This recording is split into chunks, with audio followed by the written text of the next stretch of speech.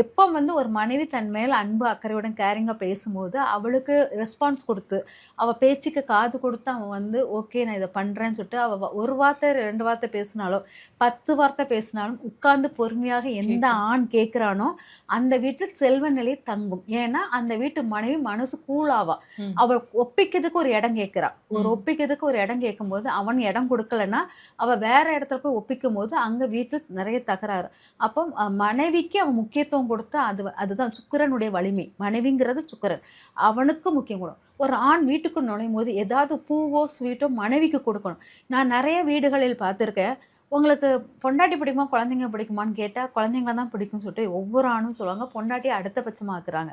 என்னைக்கு என் பொண்டாட்டி தான் முதன்மை, அதுக்கப்புறம் என் குழந்தைங்கன்னு சொல்றாங்களோ, அப்பதான் அந்த பெண் மதிக்கப்படுகிறாள். அவன் நினைக்கிறான் என் பிள்ளைகள்கிட்ட நல்ல பேர்.